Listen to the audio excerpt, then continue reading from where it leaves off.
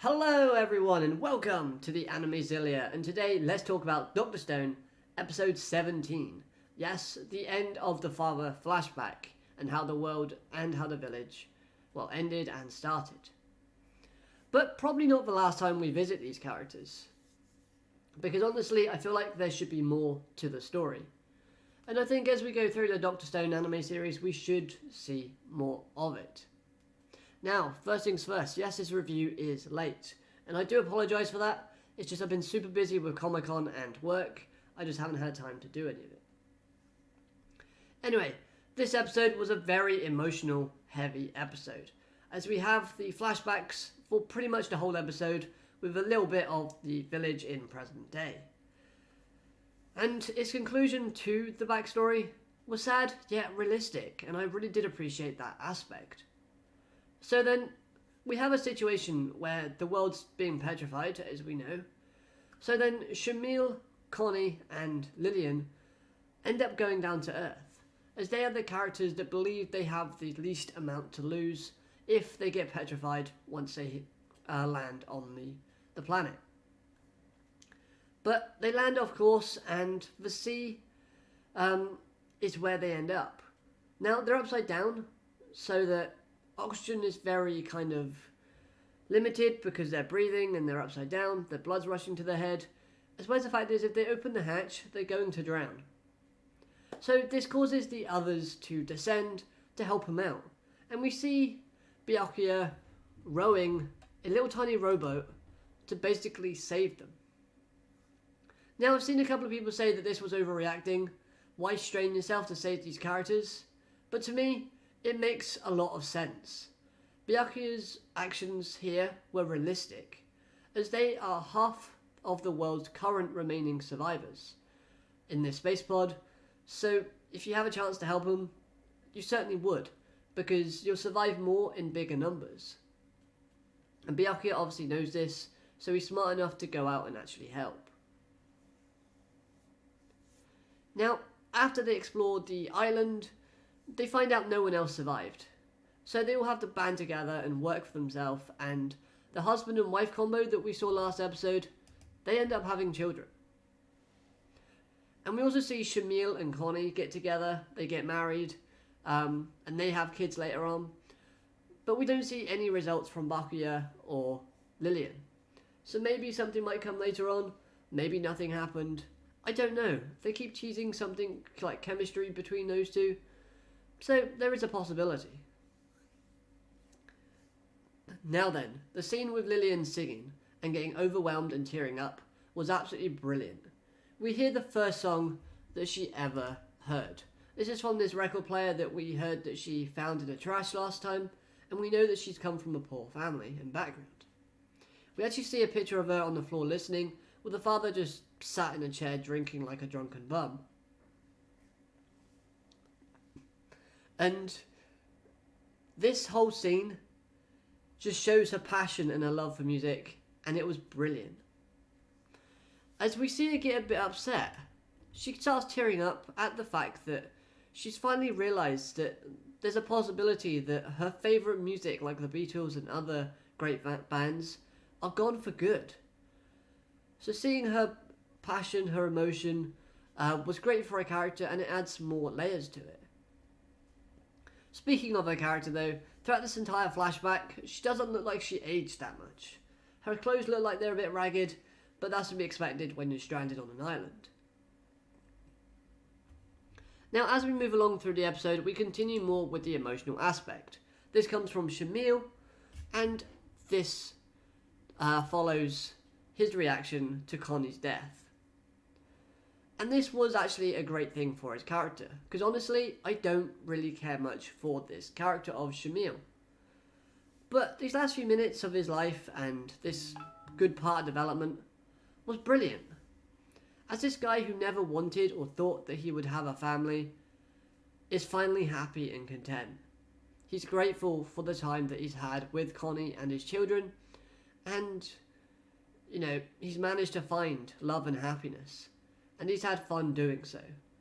So since joining the space crew, his life has changed and he absolutely is grateful for it. And this was said while he was dying, and he says this to Byakuya, and I absolutely did enjoy this. This adds more dimension to his character, and I think it would help his character going forward with the spin-off that I think is coming with this space crew and their kind of journey. I think that's coming. I think they've done a manga to it, so they should follow it up with an anime, but who knows. Anyway, we also see the station in where they were all first met in space, and it falls and starts scattering in different places over the world. So, could this help Senku in the future?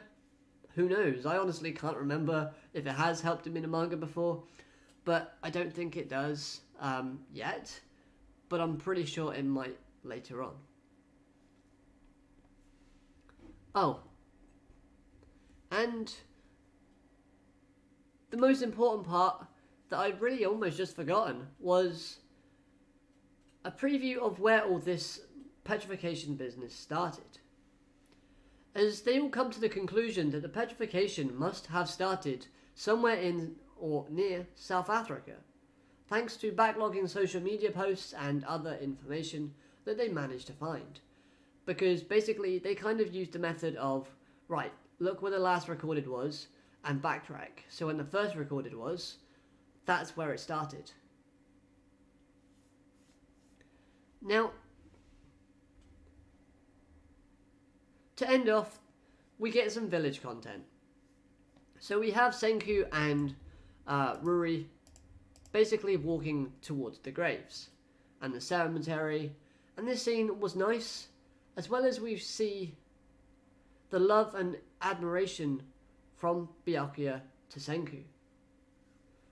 But this also does show us how much Senku cares for his father, as we actually see Senku crying at this point, and it wasn't a wail of a cry, more like a cry of appreciation. The two respect each other a lot, and after Byakuya was constantly saying that Senku is still alive and he will rebuild the world one day, you know, this shows a lot of trust and a lot of kind of admiration and just overall respect from Byakuya's character. And we know that Senku does appreciate his father, and seeing him cry at this point was actually really nice and refreshing, as it shows he is capable of more emotions than just sinister, nasty ones. Also, there was a story/message, and I really did like the sort of intention behind it. Byakuya was intended for the next generation to be inspired by the Thousand Tales story that Ruri has been telling us. And, you know, he was hoping that people from the next generation would be inspired by the story and find things like rocks and minerals to help Senku. And when he does arrive, obviously the person that was inspired was Chrome. This guy and the other things that tied to the previous episode. Oh, okay, yeah, sorry. Brain muddle there. Yeah, Chrome was the one who obviously found all the rocks and minerals to help Senku out. Now, the other thing that I like that tied this episode to the previous one that we've had is the illness. We see Kani die of an illness. I'm pretty sure Shamil dies of some form of illness, as well as depression, maybe. And this illness that we've had is said to be the same one that Ruri had. And to stop the space crew from dying, they needed antibiotics. So the husband and wife duo left their kids with everybody else and set off for the main islands to find some. But they never returned. And this is the same illness that Ruri had, and this is confirmed by Byakuya, and it makes him upset that he couldn't do anything about it. And this shows like how much Senku and his abilities are like, because he managed to overcome this obstacle that has been plaguing the village for such a long time. And I like that sort of tie-in and connection. I found that really good. And we end the episode off with the cliffhanger that Tsukasa's army is heading towards the village, and Senku is super pumped to show the power of science to the Tsukasa kingdom. Now, overall, I did enjoy this part. It was a good cliffhanger, and hopefully this gets elaborated on more. And I love the face that Gen has when he tells this, and Senku's obviously reaction is, oh well, we're just gonna wipe him out with science. Overall, this was a great emotional episode that had quite a lot of heavy talking points, if I'm honest.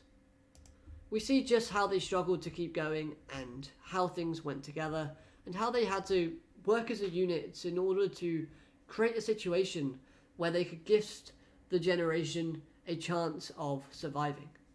Byakuya said that there would be a gift for Senku when he went to space, and that gift was the village.